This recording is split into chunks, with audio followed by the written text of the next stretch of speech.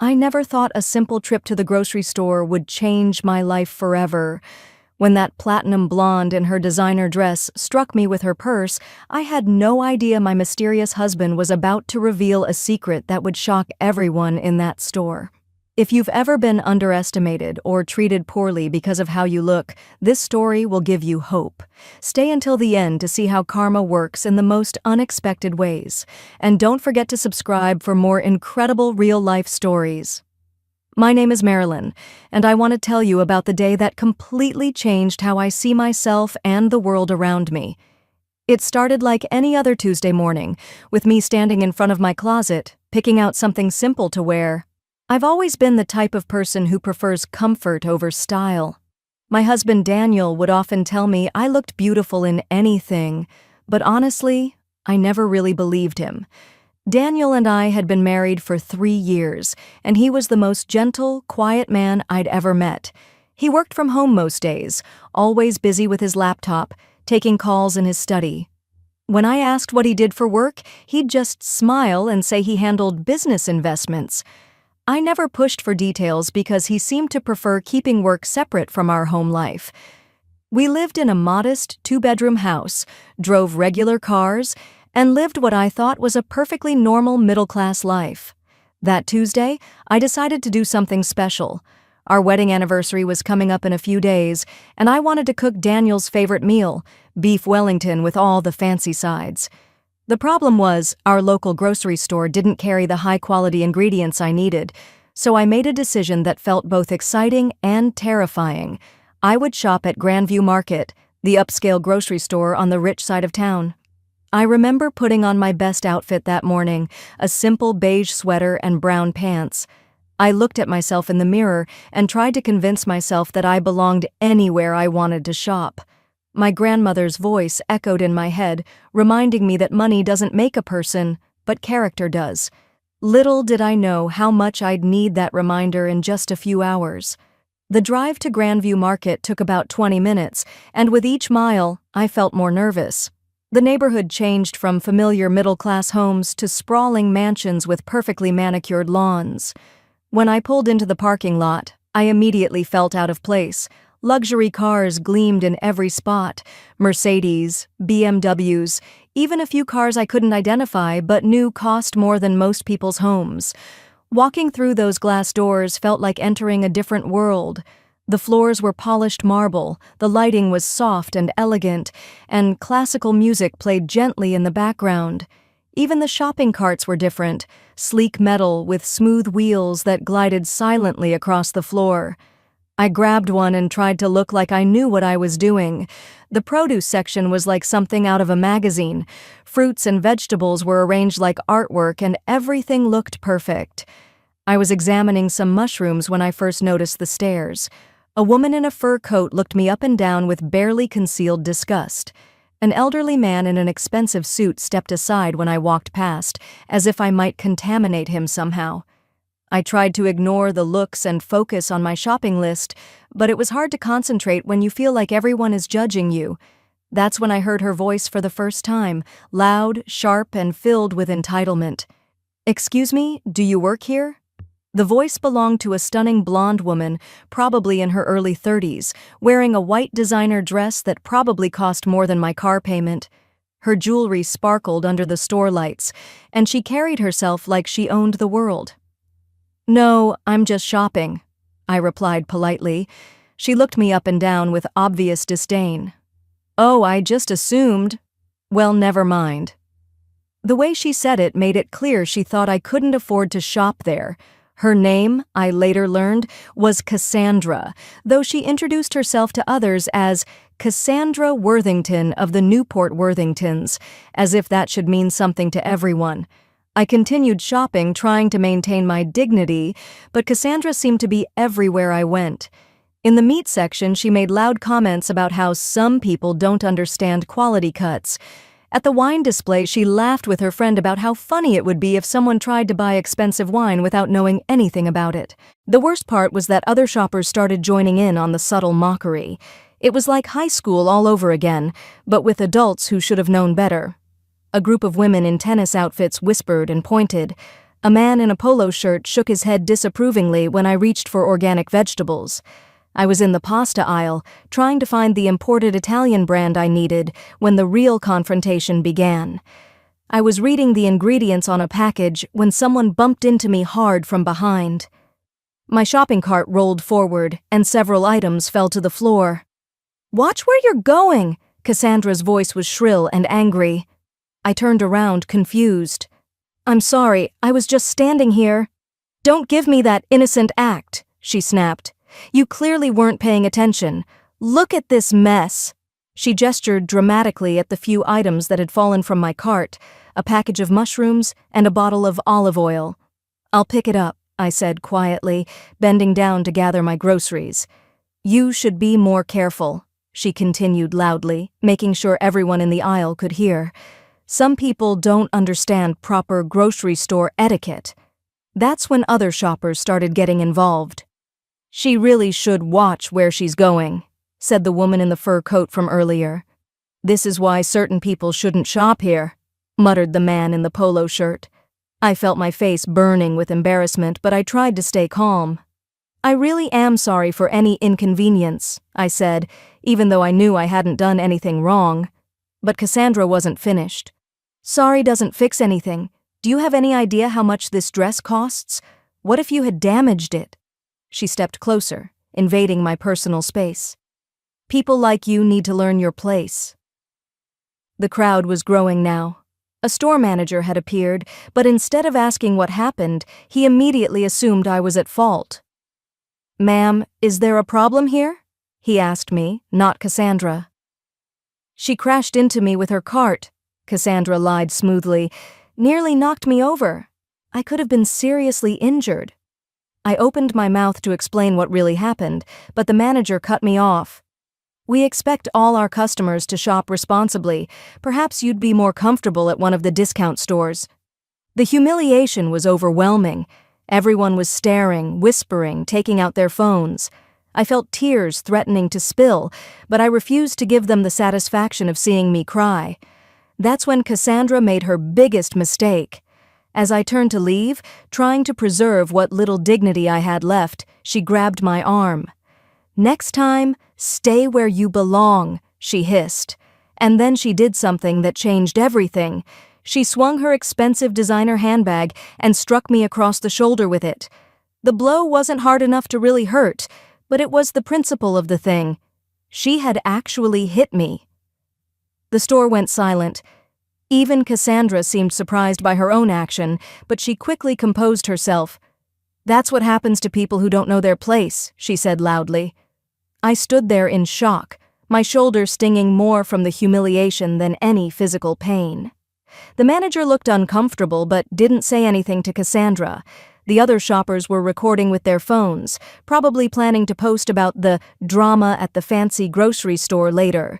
I was about to walk away, about to let them win, when I heard a familiar voice behind me. "Marilyn? What's going on here?" I turned around to see Daniel walking toward us, and my heart both lifted and sank at the same time. I was relieved to see him, but embarrassed that he had to witness this scene. "Daniel, I was just leaving," I said quietly. But he wasn't looking at me. He was looking at Cassandra with an expression I'd never seen on his face before, cold, calculating, and somehow dangerous. "Did you just hit my wife?" His voice was calm, but there was steel underneath it. Cassandra laughed, a sound like breaking glass. "Your wife? Oh, this is rich. Let me guess, you're here to defend her honor." She looked him up and down dismissively. Daniel was wearing his usual outfit, simple jeans, a plain button-down shirt, and sneakers. To Cassandra, he probably looked as out of place as I did.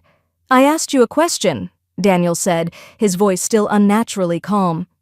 "Yes, I gave her a little tap," Cassandra said smugly. "Someone needed to teach her some manners. Maybe you should control your wife better." The crowd murmured their agreement. The manager nodded along, clearly siding with Cassandra because of her obvious wealth and status. That's when something strange happened. Daniel pulled out his phone and made a call. "Hi, it's me," he said to whoever answered. "I'm at the Grandview Market location. We have a situation here. Can you come down, please?" "Yes, now." Cassandra rolled her eyes.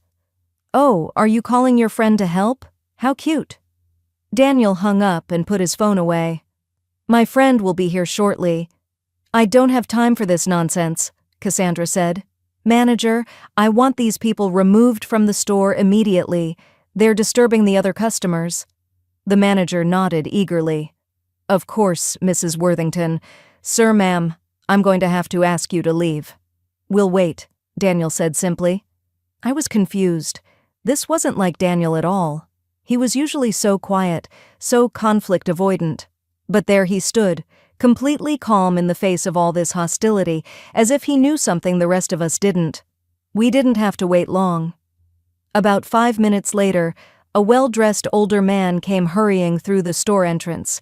He looked around frantically until his eyes landed on Daniel. "Sir!" he called out, practically running toward us. "I came as soon as I got your call." Cassandra smirked.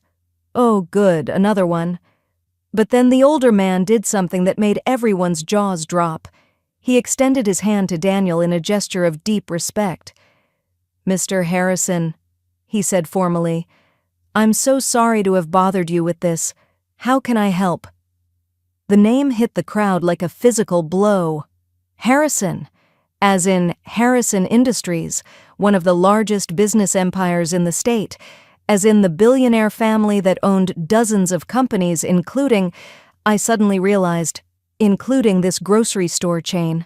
Daniel, my quiet, simple husband, was Daniel Harrison.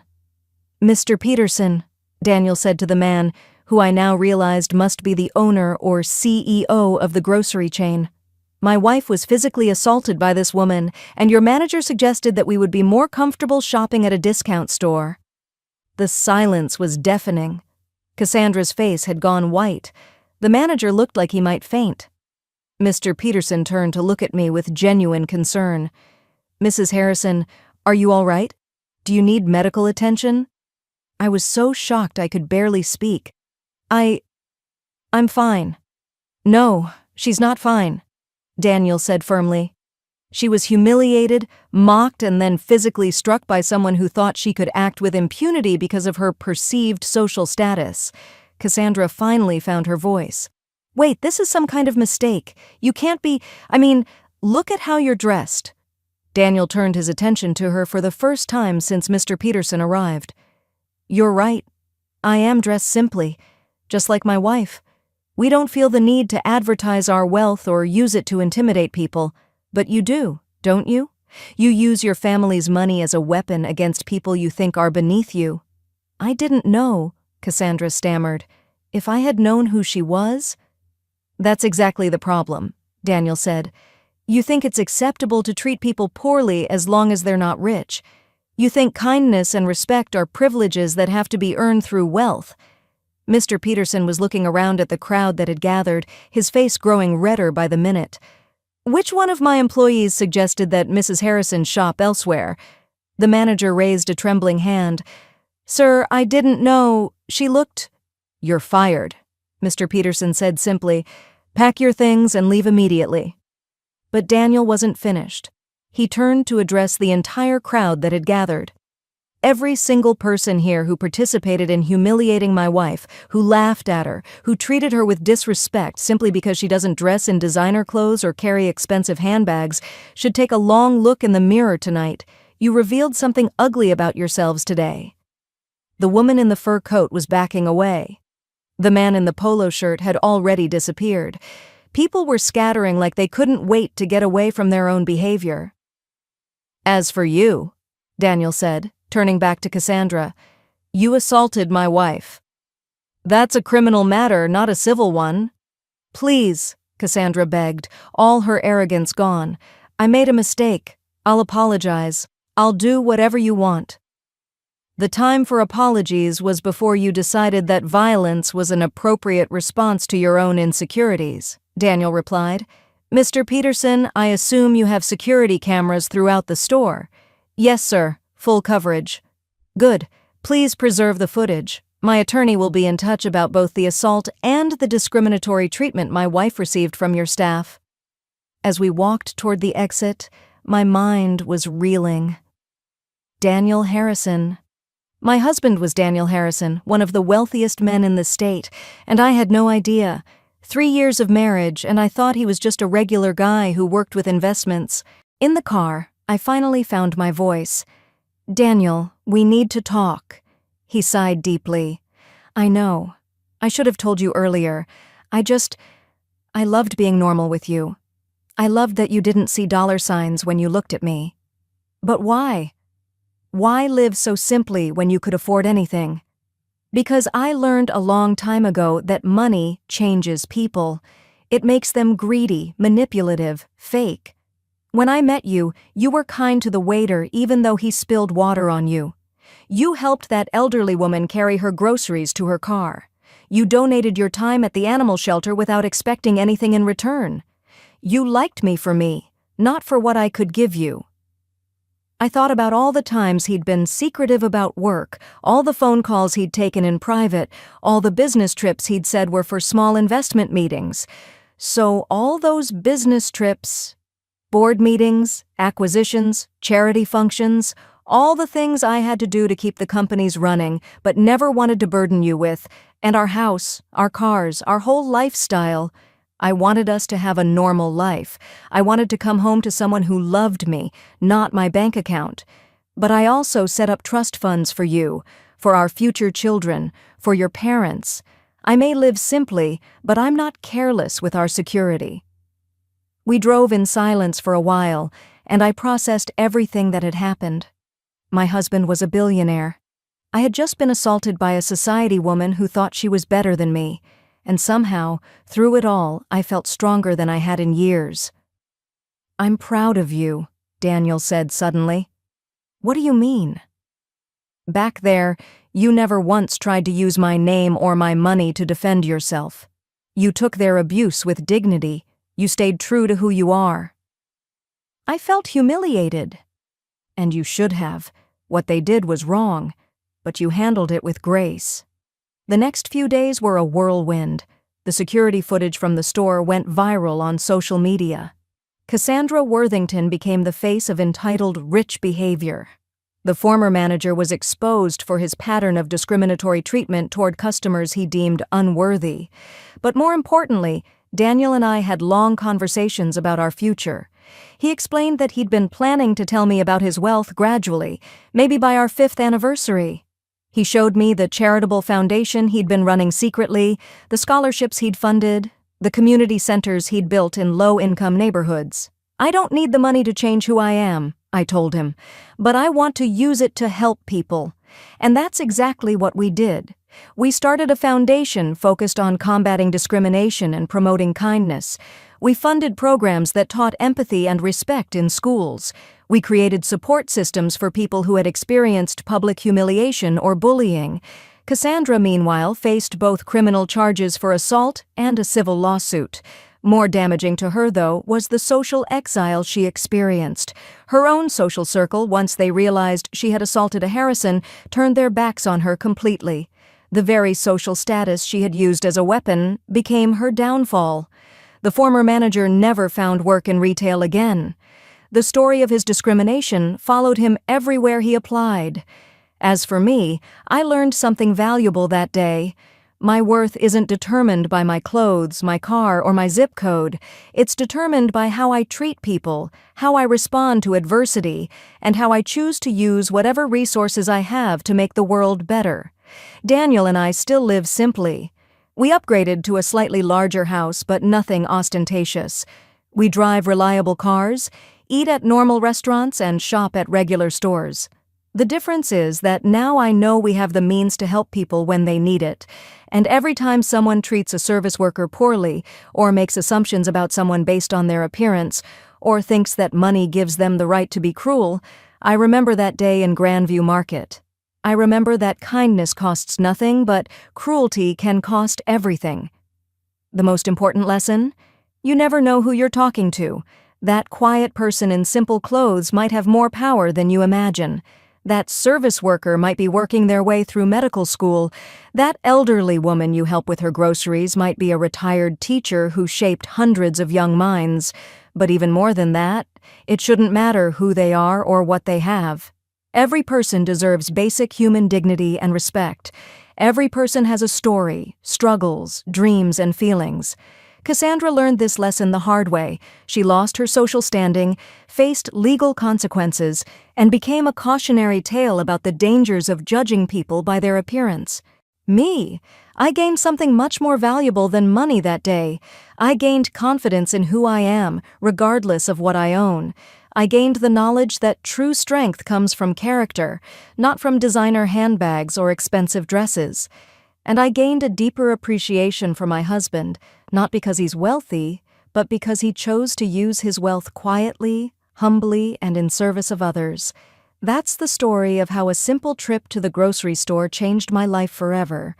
It taught me that the most powerful weapon against cruelty is kindness, and the most important currency in life isn't money, it's how we treat each other. This story reminds us that we never know who we're talking to or what battles people are fighting quietly. Treat everyone with respect because you never know when karma might be watching. If this story touched your heart, smash that like button, subscribe for more amazing stories, and share this with someone who needs to hear it. What would you have done in Marilyn's situation? Let me know in the comments below.